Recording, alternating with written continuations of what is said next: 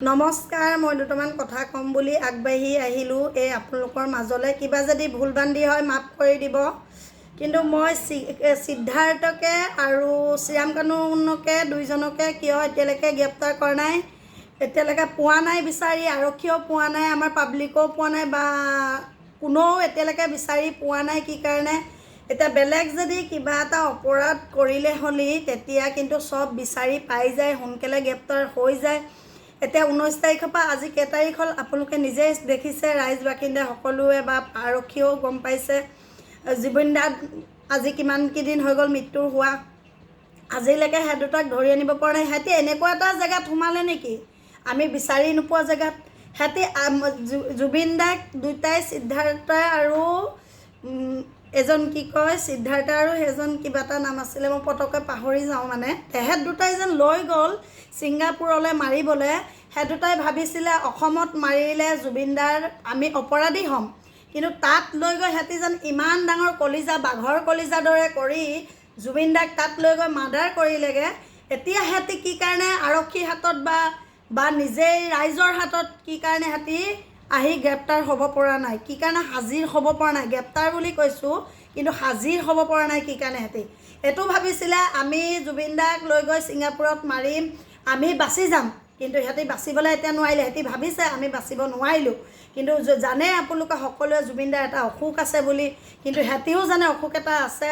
এইটোৱে সিহঁতি প্লেন কৰিলে মাৰি পেলাই, মানে সেইটোৱে প্লেন কৰিলে পানীত লৈ যাওঁ আমি জুবিন দাক, তেতিয়া পানী খাই কিবা এটা হ'ল বুলি মৃত্যু বুলি জানিব সকলোৱে, আমি তেতিয়া বাচি যাম। কিন্তু সিহঁতিতো মৰাৰ আগত বা জুবিন দাক পানীত নিয়াৰ আগত চবেই দেখিছে, সকলোৱে দেখিছে, চবেই জানে, সেইটো ক'বলগীয়া কথা নহয়।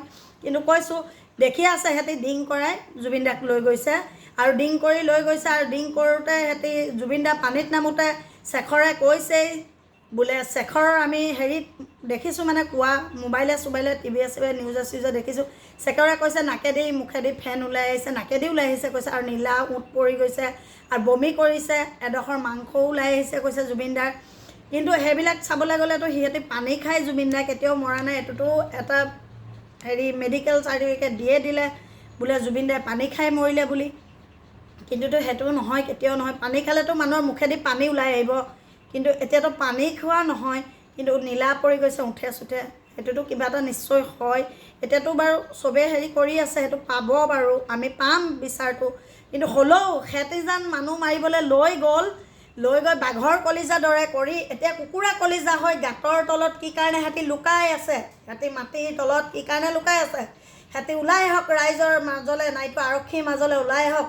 সিহঁতি কি কাৰণে হাজিৰ হোৱা নাই এতিয়ালৈকে, কি কাৰণে হ'ব পৰা নাই? তহঁতি মাৰিছিলি জুবিন দাক বাচিম বুলি, এতিয়া কি কাৰণে সোমাই আছ? কুকুৰ পোৱালি, চোঁৱৰ পোৱালি, ওলাই আহ দুইটা, ওলাই নাহা কেলৈ ৰাইজৰ মাজলৈ?